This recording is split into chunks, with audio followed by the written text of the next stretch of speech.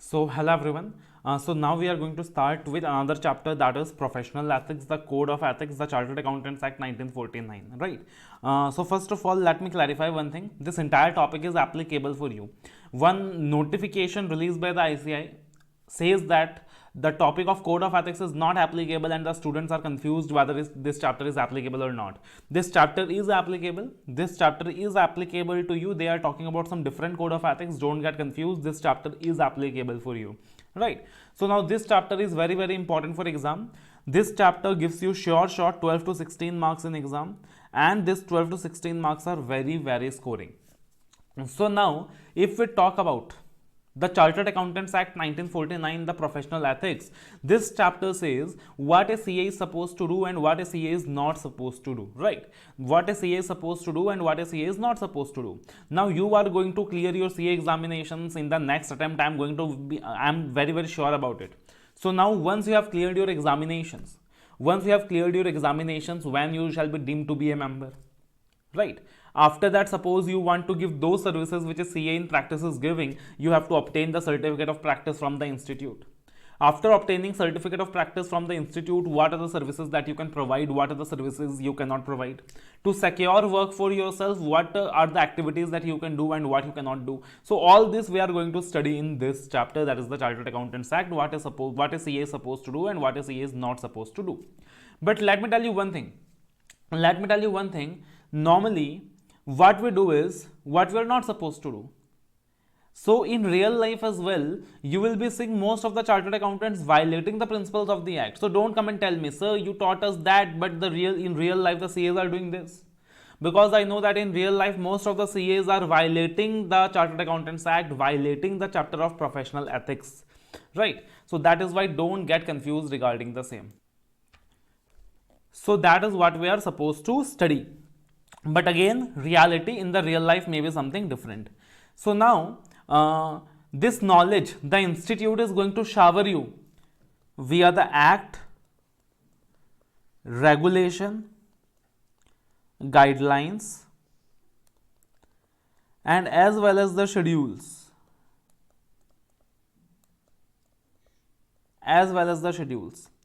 So this knowledge the institute is going to shower you via the act, regulation, guidelines, and also the schedules, right?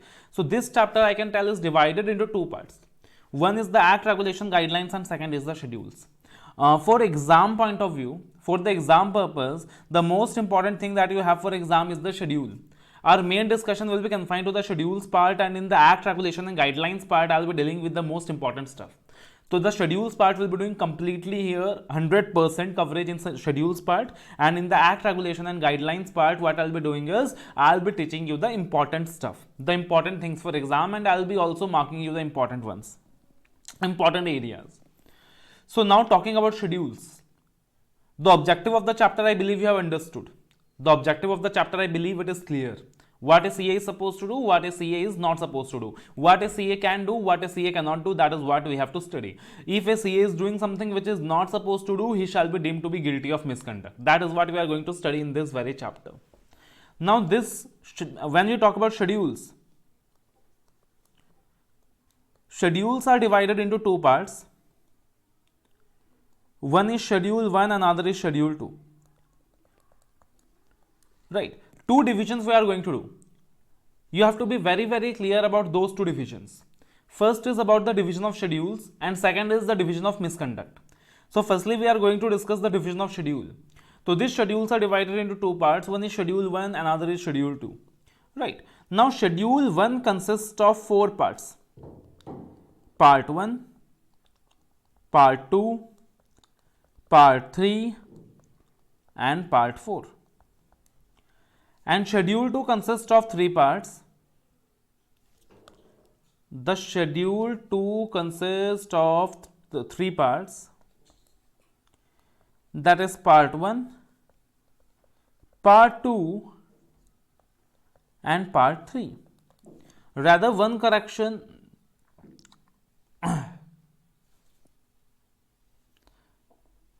Now, please do remember this bifurcation. Schedule 1 and Schedule 2. Schedule 1 is divided into 4 parts, part 1, part 2, part 3, part 4. and schedule 2 is divided into 3 parts, that is part 1, part 2 and part 3, right? One small correction here, the schedule numbers, schedule 1 and schedule 2, this will be denoted normally. On the other hand, the part numbers, this will come in Roman. So the schedule numbers, this will come normally, schedule 1, schedule 2, and the part numbers, this will come in Roman, right? Roman language. Now, every part consists of certain clauses, and the applicability of every part is restricted to a particular category. For example, if we talk about schedule 1, part 1, it is applicable to CA in practice. It is applicable to CA in practice, and in totality 12 clauses are there. In totality 12 clauses are there. Part 2 talks about CA in service, and we have 2 clauses over here.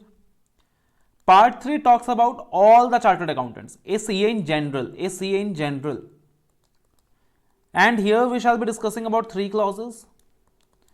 And part 4 again talks about CA in general.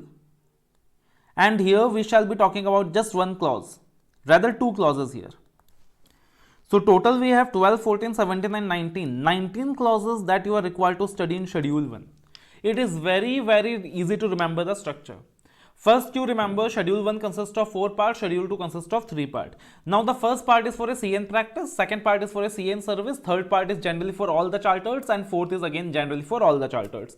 Part 1 consists of 12 clauses, part 2 clauses also 2, part 3 clauses also 3, and part 4 2 clauses. So in totality we have 19 clauses. In totality we have 19 clauses, right? Now if we talk about part 2, again we have 3 parts over here. Part 1, this is talking about CA in practice.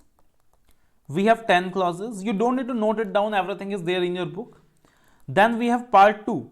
Now tell me one thing, again we have part 2. So this is for CA in general. We have 4 clauses. And part 3 again it is for CA in general, we have 1 clause, just 1 clause. So total we have 15 clauses, and totality we have 34 clauses that we are required to study. So this is the first division. Now there is one more division. There is one more division. Please be very clear about these divisions. There is one more division. The another division is that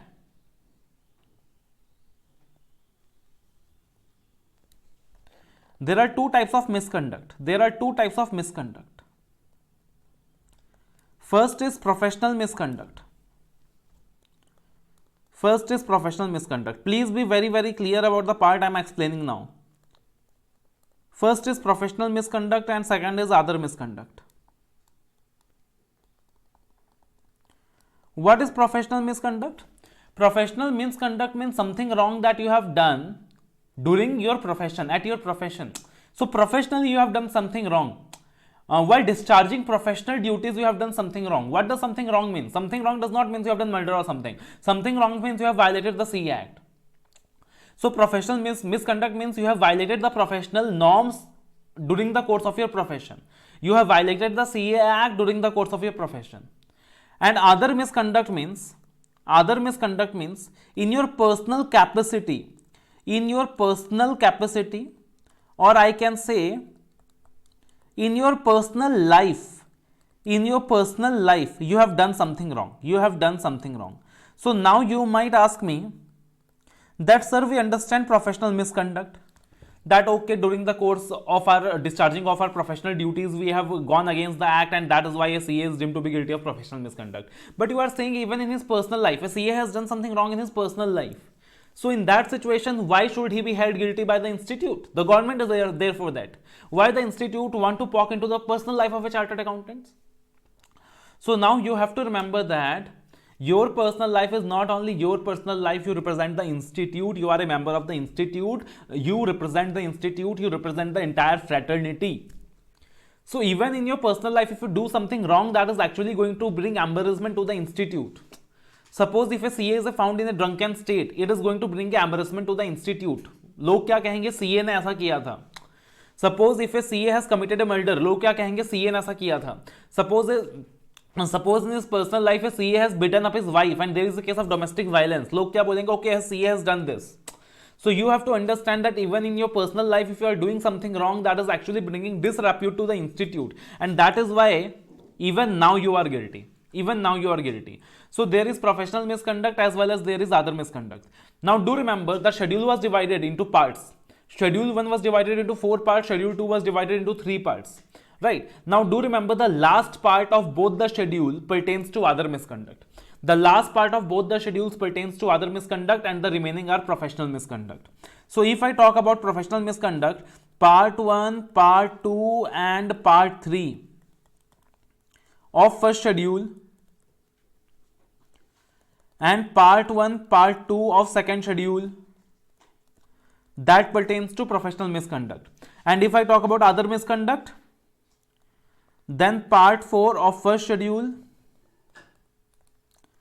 and part 3 of second schedule, that pertains to other misconduct. So we have professional misconduct as well as we have other misconduct, right? Now do remember, the more important for you is professional misconduct, but questions come from other misconduct as well. Professional comes from other misconduct as well, and many questions comes from other misconduct, and it is actually very technical to identify the questions of other misconduct. Because you have studied so much about professional misconduct that practically when they talk about personal life, you don't realize that okay, C has gone wrong and this is going to be other misconduct. Because they might talk about theft, they might talk about domestic violence, they might talk about any general issue. For example, let us say wrong amount of a third party was credited in your bank account and you have withdrawn the same and utilized the same, right? You have misutilized someone's funds in personal capacity. So they can talk about anything and everything in other misconduct. The domain is very, very big, right? You have looted your brother. The domain is very, very big for other misconduct. And you have to remember that even in this case, you are going to be guilty. Even in this case, you are going to be guilty. So first we have done other misconduct. Do remember other misconduct comes under part 4 of first schedule, part 3 of second schedule. What is the difference? If you have done an offense in personal life, and the imprisonment is, do remember there should be imprisonment. You should be jailed, otherwise you will not come here. Up to 6 months. It is going to be covered in part 4 first schedule. But if you have done something because of which the imprisonment is greater than 6 months, for example murder, for example POMLA, money laundering, this will come under part 3 second schedule. So normally all the small activities like domestic violence, theft and all that will come in first schedule part 4, and the big activities like murder, money laundering, that is going to come in part 3 second schedule. So be very, very clear about this. One more important thing, if any question comes on other misconduct, I'm going to tell you some important lines. That you are going to write in the exam. This you are going to write if the question comes on other misconduct. So what you are supposed to write? A CA in practice,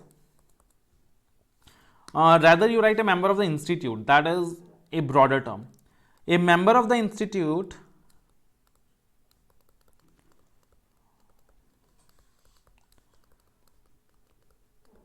is expected to maintain. A member of the institute is expected to maintain the highest standards of integrity.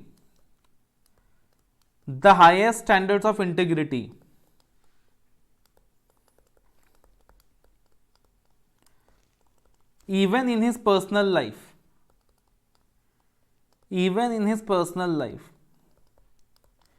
A member of the institute is expected to maintain the highest standards of integrity even in his personal life, and any deviation from those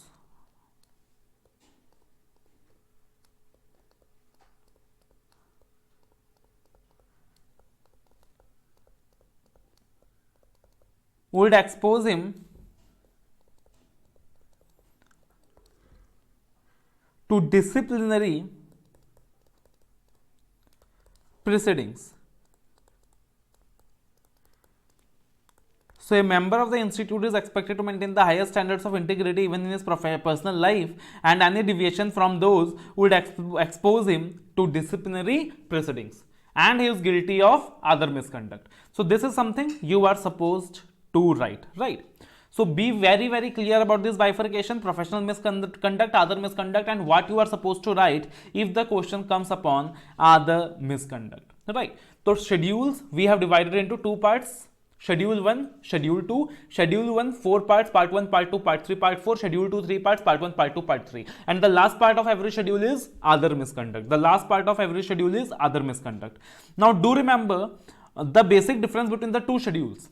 Now we have understood the difference between the two types of misconduct. Now do remember the basic difference between the two schedules. That is also important.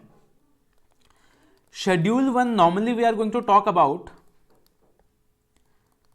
at the CA's office, at the premises of the office of the chartered accountant itself.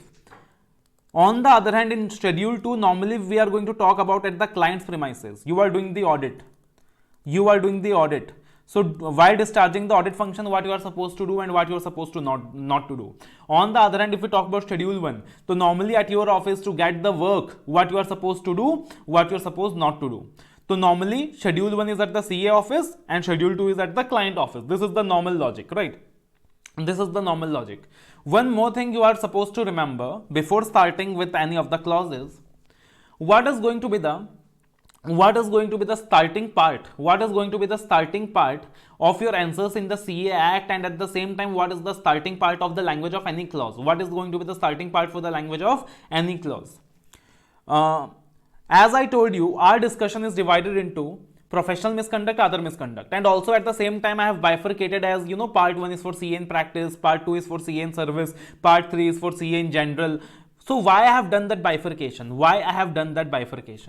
So do remember what is going to be the starting language of any clause. You cannot learn each and everything in every clause, but you can learn at least the same thing for every clause. So what is going to be the starting part?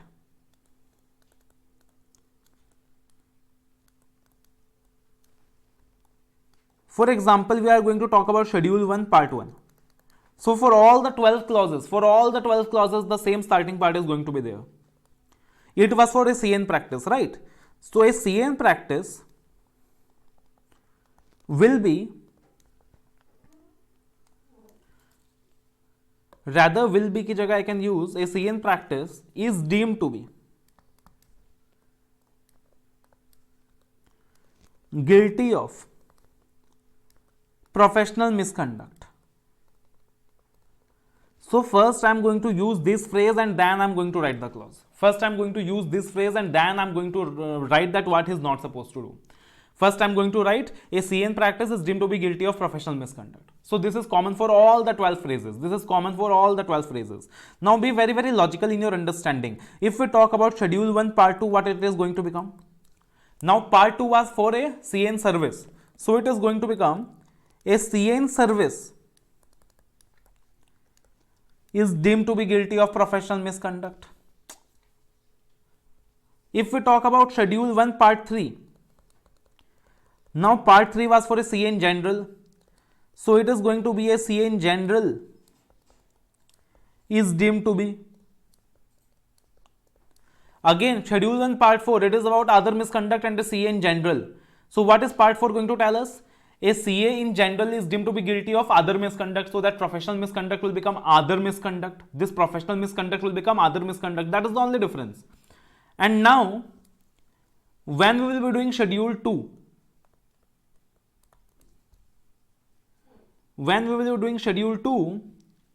what is the difference that is going to come? Is will become shall. Schedule 2 is more strict. To show the stringence, what is going to happen is that is will become shall. So now it will become a CA in practice shall be deemed to be guilty of professional misconduct. A CA in general shall be deemed to be guilty of professional misconduct. A CA in general shall be deemed to be guilty of other misconduct. So that is going to become shall. So this is the common change. So do remember, you cannot remember each and everything for every clause, but you can remember the common thing that is going to come in every clause. So this is going to be the starting part of the answer. If you have not understood it properly, you will understand when we are going to start with the clauses, right? You are going to understand when you will start with the clauses. So this is going to be the starting point of the clauses. Now what is going to be the starting point of any answer? What is going to be the starting point of any answer? So do remember, first of all, I told you there is a bifurcation, schedule, parts and clauses. So the smallest thing is the clause, after that there is the part, after that there is the schedule, and above that there is the CA Act. So combining all of this, the presentation becomes, as per, you are going to write the relevant clause number. Let us say, for example, clause 1 for the sake of simplicity. After that it is the part number of part 1, again for the sake of simplicity, of first schedule,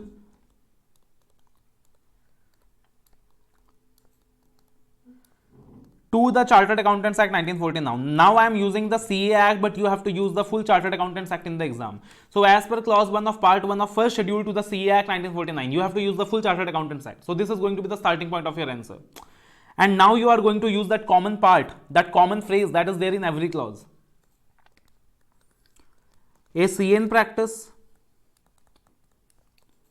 will be deemed to be guilty of professional misconduct. And now you are supposed to write your answer what is there in the clause. So only then you can get that 4 out of 4 marks. Your language must be good, that is fine, but you cannot remember the language in entirety. So this is something that is going to help you. That is why I was investing time in this bifurcation, because if you don't understand this bifurcation, you cannot understand this presentation. So this entire thing was to make you learn the presentation. And if you are still not clear with it, you will become clear with it once you are going to start with the answers, right? So I believe you are clear about the bifurcation. Professional misconduct, other misconduct. Then again, if the question comes of other misconduct, what you are supposed to start with: a member of the institute is expected to maintain the highest standards of integrity even in his personal life, and any deviation from those would expose him to disciplinary proceedings. I believe you are clear with the bifurcations, you remember them, right? Then again, schedule 1 is normally at the CA's office, part 2 is at the schedule 2 is at the client's office. Starting part for schedule 1 part 1, a CA in practice is deemed to be guilty, and schedule 2 it is shall deemed to be guilty. And then CA in practice, CA in service, or a CA in general. And at the end it's a professional misconduct or other misconduct. And then how we are going to start with the answer. So as per clause 1 of part 1 of first schedule to the Chartered Accountants Act 1949, a CA in practice will be deemed to be guilty of professional misconduct. So this is how you are going to start with the answer. So I believe now you are very much clear with it, and now finally we'll be starting with what is exactly given in the schedules and what is exactly given inside the clauses.